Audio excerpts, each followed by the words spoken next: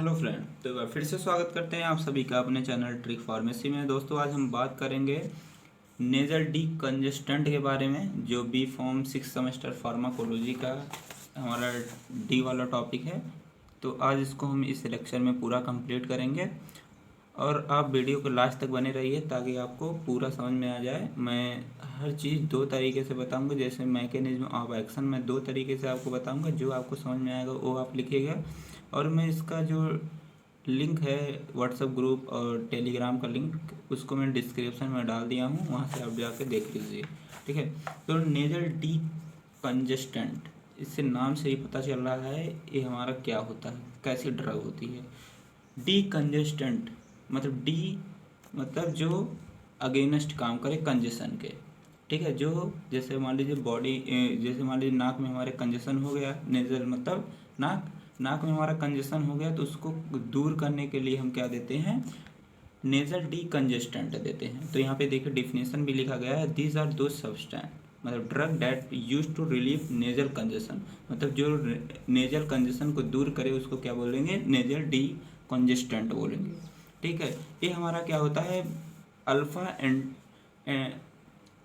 Agonist होता है। ठीक है। यह अल्फा जो रिसेप्टर होता है, जो नेजल एपिथेलियम सेल में प्रेजेंट होता है, उस पर क्या करता है, बाइंड करता है, और जो हमारी कंजेशन है उसको क्या करता है, दूर करता है। ठीक है। आगे भी आप मैकेनिज्म ऑफ एक्शन में पूरा देखेंगे। अब आपके मन में यह सवाल आ रहा होगा कि आखिर यार कंजेशन हुआ कैसे, हमारी नाक बंद कैसे हुई, सांस अच्छे से ले क्यों नहीं पा रहा, क्या ऐसा चीज़ चला गया हमारे नाक में। तो देखिए कॉजेज में पढ़ना आपको, जैसे कॉमन कोल्ड, जैसे टेम्परेचर चेंज हो जाता है, तो देखते हैं सर्दी के मौसम में जब टेम्परेचर चेंज होता है तो सभी लोगों की नाक मतलब 90% लोगों की नाक ज़रूर से बहने लगती है। ठीक है। कंजेशन हो जाता है, सांस ले नहीं पाते हैं अच्छे से। ठीक है। फ्लू मतलब जैसे कोई वायरल इन्फेक्शन हो गया। ठीक है। वायरल इन्फेक्शन अभी देखेंगे आप कोरोना वाले में। ठीक है। उसमें भी क्या हो जाता है, हमारा कंजेशन हो जाता है नाक में। फिर हमारा एलर्जी हो जाती है। अब एलर्जी कैसे होती है, डस्ट, पॉलन या अदर फॉरेन मटेरियल जो होता है, इनके कारण क्या हो जाता है, एलर्जीज हो जाती हैं। ठीक है। इसको इरिटेंट भी बोलते हैं। ठीक। और फिर हमारा अगला जो कारण है, ये जैसे हमारे इन्फ्लामेशन हो गया, मान लीजिए हमारी सैंपल एयर पासेस है। ठीक है। यहाँ पे मतलब ब्लड वेसल्स भी प्रेजेंट है। ठीक है। और यहाँ पे देखिए यहाँ पे देखिए इन्फ्लामेशन हो गया, इन्फ्लामेशन अब हो गया इतना एरिया, पहले तो पूरा एरिया कवर करके जा रहा था। ठीक है। इतना हमें ज़रूरत है एरिया एयर जाने के लिए, अब इतना अगर बंद हो जाएगा तो हमें दिक्कत होगी। ठीक है। जब दिक्कत होगी तो हम क्या लेंगे, नेजल डीकंजेस्टेंट ड्रग लेंगे। ठीक है। अब देखिए आखिर कैसे हुआ नेजल डीकंज। ठीक है। अगर ये देखिए हमारा सिंपल एयर पासेज है। ठीक है। सिंपल एयर पासेज हमारा ये है। ठीक है। देखिए अगर इसमें क्या होगा, या तो स्वेलिंग हो जाएगी टिश्यू में, तब हमारा क्या होगा, इंक्रीज हो जाएगा ब्लॉकेज, तो कंजेशन भी हमारा हो जाएगा। या तो वैसोडाइलेशन हो जाएगा, या तो म्यूकस का सिक्रेशन ज़्यादा होने लगेगा। ठीक है। जब इन ये सब होने लगेंगे, ठीक है, तो हमारा क्या हो जाएगा, ब्लॉकेज हो जाएगा तो हमारा क्या हो जाएगा, कंजेशन उसको बोल देंगे। ठीक है। अब देखिए सिम्पटम, क्या सिम्पटम है, कैसे हम पहचानेंगे कि हमें नेजल कंजेशन हुआ है। ठीक है। तो अगर रिड्यूस सेंस ऑफ स्मेल, अगर सूंघ नहीं पाएंगे, किसी चीज़ का स्मेल नहीं ले पाएंगे, तो उससे क्या पता चलेगा कि हमें कंजेशन हुआ है। ठीक है। या तो टेस्ट आपका कम हो जाएगा, टेस्ट नहीं ले पाएंगे किसी चीज़ का, जैसे आपको हुआ होगा अगर कभी, तो आप जान रहे होंगे आपको अच्छे से। ठीक है। नोज से ब्लीडिंग्स भी कभी कभी होने लगती है, नाक बहने लगती है, फिर स्नीजिंग मतलब छींकें आने लगती, बार बार छींकें आती हैं, सोर थ्रॉट जैसे लगता है कि कुछ यहाँ पर बैठा है। ठीक है। ऐसा महसूस होता है। फिर वाटरी आई मतलब आंखों से हमेशा पानी निकलता रहता है। फिर अपर जात जो होता है, मुंह के ऊपरा वाला हिस्सा जैसे लगता है कट सा गया है, ऐसा ऐसा महसूस होता है। और जैसे दांतों में लगता है पेन हो गया, जैसे कोई एकदम मारा है हमें। ठीक है। फीवर हो जाता है, या हेड इच होने लगता है, सर में दर्द होने लगता है, ये सब प्रॉब्लम होती है। अब देखिए इसका मैकेनिज्म। ठीक है। मैकेनिज्म मतलब कैसे हुआ है, इसको मैं दो तरीके से आपको बताऊंगा। अगर आपको ए वाला अच्छा लगेगा तो आप ए वाला मैकेनिज्म लिखिएगा, नहीं दूसरा वाला लिखिएगा। ठीक है। देखिए हमारे यहाँ पे नेजल कैविटी, मान लीजिए यहाँ पे हमें कंजेशन हुआ है, कंजेशन कंजेशन यहाँ पे हुआ है हमें। ठीक है।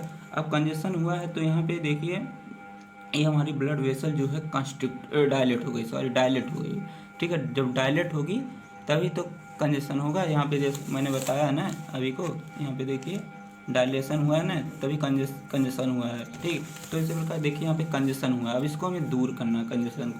जब कंजेशन दूर करना तो जब हमारी ड्रग जब हमारा अल्फा रिसेप्टर जो हमारा नेजल एपिथेलियम सेल में प्रेजेंट होगा, ठीक है। यहाँ पे जब अल्फा रिसेप्टर से हमारी ड्रग बाइंड करेगी तो क्या होगा, अल्फा रिसेप्टर हमारा क्या है, एक्टिवेट हो जाएगा, तुरंत एक्टिवेट हो जाएगा। तुरंत कहेगा कि जो डायलेशन उसको हटाओ तुरंत और नाक को खोलो, ठीक है। तो ये जो डायलेशन है इसको ख़त्म करके वैसो कंस्ट्रक्शन कर देगा, ठीक है। रिलैक्स कर देगा नाक को कि आराम से हवा जाए, ठीक है। या तो इसमें क्या हो, ओपनिंग नेजल पासेस अगर हो जाएंगे तो हमारा जो कंजेशन वो दूर हो जाएगा। या तो वैसो कंस्ट्रक्शन होगा तो जो हमारा इन्फ्लामेशन है यह कम होगा और म्यूकस सिक्रेशन जो है ये भी कम हो जाएगा, तो हमारी नेजल जो कंजेशन है ये दूर हो जाएगा। और दूसरा तरीका मैं आपको बताता हूँ, चाहे आपको अगर ए अच्छा लगेगा आप ए लिखिएगा, नहीं तो ए वाला लिख लीजिएगा, ठीक है। देखिए यहाँ पे मान लीजिए हमको कंजेशन हुआ तो यहाँ पे देखिए हमारी जो ब्लड वेसल्स हैं ये डायलेट हुई हैं तो एरिया देखिए कम हो गया एयर पासेज जाने के लिए, ठीक है। तो यहाँ पे देखिए अल्फा रिसेप्टर प्रेजेंट है। अल्फा रिसेप्टर से यहाँ पे देखिए ड्रग हमारा बाइंड कर रहा है। जब हमारा ड्रग बाइंड करेगा तो क्या होगा, कॉन्स्ट्रिक्ट हो जाएगा, वैसो कंस्ट्रक्शन होगा, ठीक है। वैसो कंस्ट्रक्शन जब होगा तो इंक्रीज कर जाएगा production of IP3 and DAG यहाँ पे इनोसाइटॉल ट्राइफॉस्फेट, DAG का डाई एसाइल ग्लिसरॉल, ठीक है। इनका प्रोडक्शन जो है इंक्रीज कर जाएगा। तो जब इनका प्रोडक्शन इंक्रीज होगा तो जो कैल्शियम कंसंट्रेशन है ये भी बढ़ जाएगा। आप पढ़े होंगे जब हाइपरटेंशन वाला पढ़ रहे थे, जो वहाँ पे क्या होता था, जब इसका कंसंट्रेशन बढ़ता था तो हमारा जो कंस्ट्रक्शन होने लगता था, डायलेशन से कंस्ट्रक्शन। जब कंस्ट्रक्शन होने लगेगा तो हमारा जो कंजेशन है उससे हमें क्या मिल जाएगा, छुटकारा मिल जाएगा, ठीक है। आई होप आपको ये पूरा समझ में आ गया होगा, ठीक।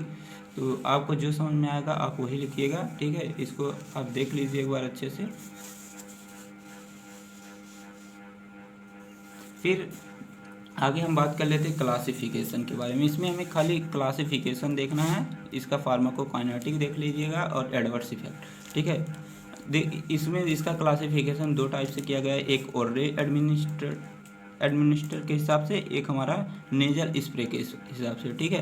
तो इसमें ओरल वाले में देखें तो इसमें देखिए एफेड्रीन है हमारा, है स्यूडो इफेड्रीन है हमारा, फिर फिनाइल एफेरिन है, ठीक है। फिर इसमें देखिए इसमें ऑक्सीमेटाजोलिन है, जाइलोमेटाजोलिन है और नेपाजोलिन है। तीन ड्रग इसमें दिया गया, तीन इसमें। जो वेरी इंपॉर्टेंट ये हमारा है, ठीक है, और ए वाला हमारा वेरी इंपॉर्टेंट है, ठीक है।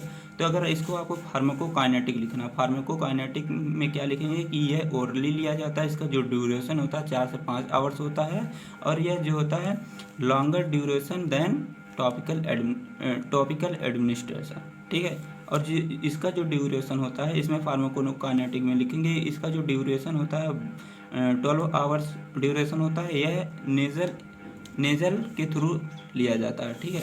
फिर इसका अगर एडवर्स इफेक्ट लिखना रहेगा तो इसका लिखेंगे CNS स्टिमुलेंट है, head is hypertension, nausea, stomach irritation, difficult in urination.